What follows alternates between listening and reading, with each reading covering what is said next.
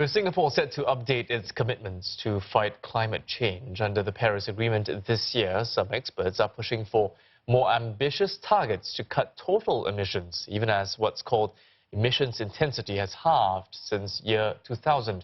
Those we spoke with say the country should look at getting homes and the private sector to be more energy efficient. Isabel Lim has more.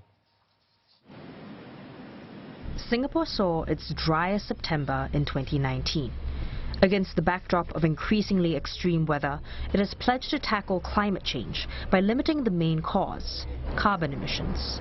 Under the Paris Agreement, the country committed to cutting emissions intensity by 36% from its 2005 levels by 2030. What this means is, it will produce 36% less greenhouse gases to generate $1 of GDP. But while Singapore's emissions intensity halved from 2000 to 2017, based on calculations using publicly available data, the same period saw an almost 40% spike in absolute emissions as GDP grew, meaning it's been contributing more to global warming. And that's why some experts say Singapore should pledge to cut total emissions instead. The emissions intensity target is primarily used by undeveloped poor countries. Why do we have global warming? This is due to increasing amounts of carbon dioxide in the atmosphere.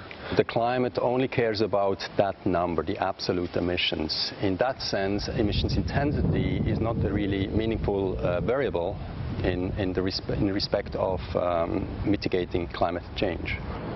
Singapore is trying to get industry to do its part, with large emitters set to pay carbon tax for the first time in 2020. But some experts say there's room to curb emissions by households and the private sector. And one way could be through tighter regulations.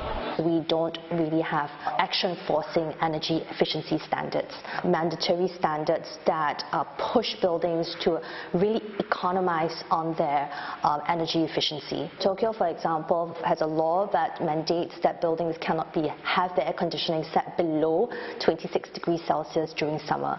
Dr. Lin hopes measures like this could eventually pave the way for Singapore to be carbon neutral by 2050. While authorities say the country's contributions to global emissions are negligible, they agree that all sectors need to come on board. Singapore emits about 0.11% of global emissions. Even if we stop emitting, it will not move the needle. Therefore, we do not think that the best way to go forward is to point fingers at anybody, but to make everybody contribute their best. The National Climate Change Secretariat says details on Singapore's commitments and long-term strategy will be announced, and areas of focus could include improving energy efficiency, deploying low-carbon technology, and lowering emissions in power generation.